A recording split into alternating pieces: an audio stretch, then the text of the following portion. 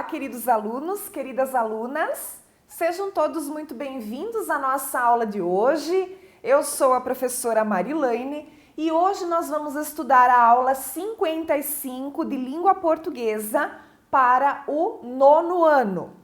E para a aula de hoje, você vai precisar ter em mãos o seu caderno de Língua Portuguesa, a caneta, o lápis, borracha e apontador, para que você faça as anotações aí referentes ao conteúdo que iremos estudar. E o assunto da nossa aula de hoje é a parte 2 de concordância verbal. Vamos conhecer mais algumas regrinhas, né? A gente já estudou na aula anterior as regrinhas, a parte 1 dessa concordância. Hoje vamos à parte 2. Os objetivos propostos para nossa aula são conhecer e aplicar regras de concordância verbal. Hoje, então, nós vamos estudar as regras de concordância com o sujeito composto. Na aula anterior, nós estudamos regras de concordância para sujeito simples. Você ainda lembra do sujeito composto? O sujeito composto é aquele que possui dois ou mais núcleos, né? Por exemplo, Cristina e Ana são irmãs. Cristina e Ana são o núcleo desse sujeito. Portanto, eu tenho um sujeito composto, né? Então, vamos lá. Vamos estudar os casos especiais do sujeito composto. Então, dentro, né, desse assunto chamado concordância verbal, nós temos alguns casos que podem e que sempre geram dúvidas, tá? Quanto à correta utilização do verbo, né? A correta conjugação verbal. Então, os casos especiais, né? Vamos começar aqui com o primeiro da letra A, que diz assim, ó, quando o sujeito composto estiver antes do verbo. Aí a gente chama de anteposto, né? Sujeito anteposto ao verbo. Nesse caso, o verbo ele ficará no plural. Então, nós estamos falando de sujeito composto, já representa mais de um. Paola e Pedro gostaram da ideia de vender a casa, tá? Então, olha aqui, o gostaram é o verbo dessa oração, né? Quem que gostou da ideia de vender a casa? Paola e Pedro. É um sujeito composto. Eu tenho dois núcleos, eu tenho tanto Paola quanto Pedro como núcleo desse sujeito, né? Isso aqui é um sujeito anteposto ao verbo, porque ele está antes do verbo, tá? Então, essa regra diz que o verbo deve ficar no plural, ok? Muito bem. E quando a gente tiver a situação seguinte, né? A situação contrária, com o sujeito composto depois do verbo. Nesse caso, a gente chama de sujeito posposto ao verbo. Aí, o verbo ficará no plural ou concordará com o núcleo do sujeito que estiver mais próximo do verbo. Então, sujeito posposto quer dizer que eu tive que inverter a frase, né? Eu deixei o sujeito para depois do verbo. Eu tenho duas possibilidades. Deixo esse verbo no plural ou faço a concordância com o núcleo mais próximo do verbo, tá? Então, as duas frases ali do exemplo, elas são aceitas. Dividiram a comida a mãe, os seus filhos e os amigos de seus filhos. Então, o sujeito composto a mãe, os filhos e os amigos dos filhos pede um verbo plural. Então, dividiram. Mas eu também posso, né, escrever da seguinte forma. Dividiu a comida a mãe, os seus filhos e os amigos de seus filhos. Porque nesse caso ali eu deixei no singular? Porque eu concordei com o núcleo mais próximo, que é a mãe, né? Então, aqui são duas possibilidades aceitáveis. No caso do sujeito posposto ao verbo, né? Por quê? Porque eu comecei as duas frases com o verbo e o sujeito veio depois, né? Veio posposto. Regra letra C. Quando os núcleos do sujeito constituírem uma gradação. Gradação é aquela sequência, né, de palavras, por exemplo, que vão formando ali, né, ou vai aumentando ou vai diminuindo a intensidade, isso chama-se de gradação. Esse verbo ele deve ficar no singular, tá? Então, o sorriso, a paz e a felicidade fez com que me sentisse muito bem hoje, ó. Fez. Fez é o verbo que se refere ao sujeito composto, o sorriso, a paz e a felicidade, tá? Então, esse sujeito composto, ele está formando uma gradação. Eu estou enumerando 3 situações ali dentro deste sujeito. Então, eu não vou usar o verbo no plural, né? Não vou dizer fizeram. Eu vou deixar o verbo no singular, fez. Regra D. Quando um pronome indefinido, quais são os pronomes indefinidos? Está ali entre parênteses, ó. Tudo, nada, ninguém, alguém. Quando um pronome indefinido resumir os núcleos do sujeito. Então, eu chamo de sujeito resumidor, né? O verbo, ele fica no singular. Então, olha lá o exemplo com bastante atenção. As tribulações, o sofrimento, as tristezas, nada nos separa de quem nos ama e amamos de verdade. O que acontece aqui? Eu fiz uma enumeração de coisas, né, uma gradação. No entanto, eu usei aqui um pronome indefinido que resume todo esse sujeito composto. Então, eu vou fazer a concordância do verbo com o pronome indefinido. Vou deixar o verbo no singular, tá? Nada nos separa, porque o separa, nesse caso, estará concordando com o pronome indefinido, que é o nada, ok? Vamos à regra E. Quando o sujeito composto ele vier ligado por ou, né? Então, nós temos aqui 3 situações. Você vai ficar bem atento ali no ou. Temos 3 situações aqui para esse ou. Primeiro, ou com sentido de exclusão. O que é exclusão? Quando a gente exclui, né? O verbo ficará no singular. Então, Paola ou Pedro virá aqui em casa hoje. Os dois não, apenas um. Eu estou excluindo, né? Sentido de exclusão. Ou é a Paola ou é o Pedro, certo? Então, nesse sentido de exclusão, o verbo fica no singular. Segunda situação, ou com o sentido de adição, que seria o contrário ali do primeiro, né? Aqui eu estou adicionando, aí o verbo vai para o plural, tá? O ingresso ou o ticket são aceitos aqui, então, tanto um quanto o outro são aceitos. Então, o ingresso ou o ticket são, plural. Terceira situação do ou, o ou com sentido de retificação, quer dizer com sentido de correção. O verbo, ele concorda com o núcleo mais próximo dele, tá?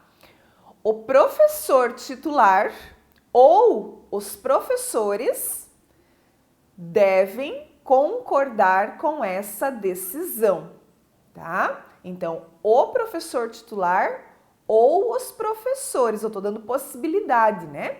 Então, o verbo vai concordar com o núcleo mais próximo. Qual é o núcleo mais próximo do verbo ali?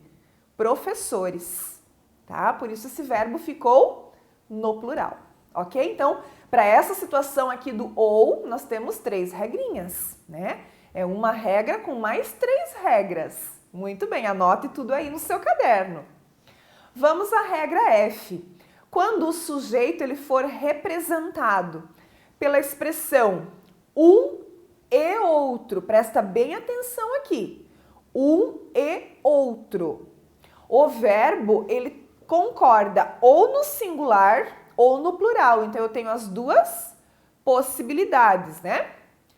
Um e outro aluno fez o trabalho manuscrito ou um e outro aluno fizeram o trabalho manuscrito. Então, no caso de um e outro, verbo no singular ou verbo no plural. Não tem como errar, né? Porque uma das duas formas você vai acabar empregando aqui. Já a regra G diz assim, ó, que quando o sujeito ele for representado por uma dessas expressões ali, ó, agora é um ou outro, nenhum nem outro, o verbo fica no singular, tá? Então, lá em cima na letra F era um e outro. Aqui na letra G é um ou outro, ou nenhum nem outro, tá? Verbo no singular. Nenhum nem outro fez o trabalho manuscrito, tá? Ou ainda, um ou outro fará o trabalho manuscrito. Então, o verbo vai ficar no singular com estas expressões, ok? Muito bem. Letra H. Quando o sujeito ele for formado por infinitivos, o verbo fica no singular. O que são mesmo infinitivos? Quando o verbo termina em ar, er, ir, né? Jogar, plantar, trabalhar, correr, escrever, ler, dormir, partir, fugir, né? Então, infinitivo, o verbo tem que terminar em R, né? Verbo no singular.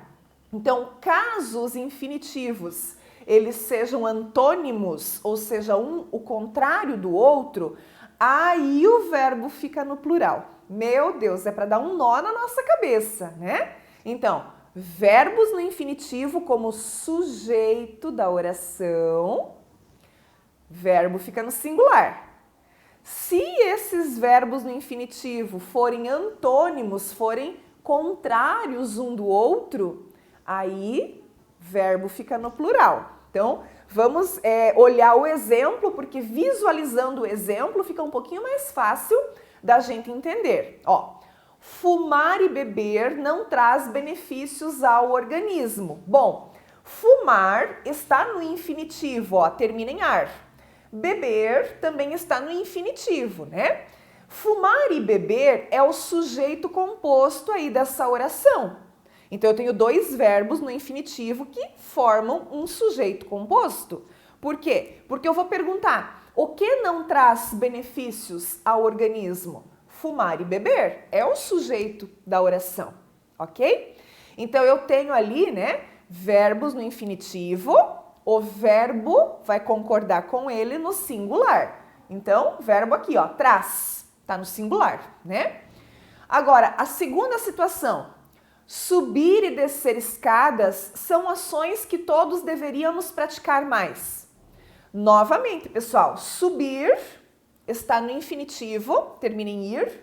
Descer está no infinitivo, termina em ir. Então, quais são as ações que todos deveríamos praticar mais? Subir e descer escadas, sujeito da oração, ok?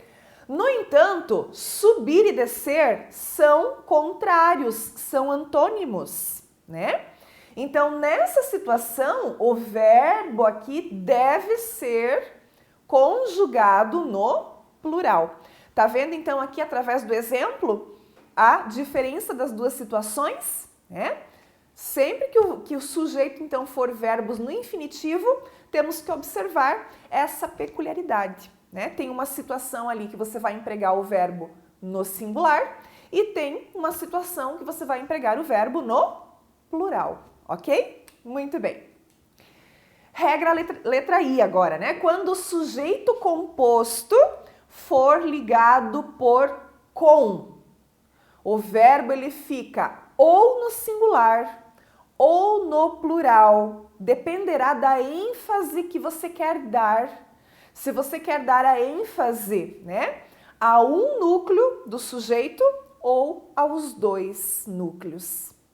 Então, vejamos através do exemplo que fica um pouquinho mais fácil. O prefeito com seus assessores fizeram uma boa campanha. Então, eu tenho aqui o sujeito composto, o prefeito com seus assessores.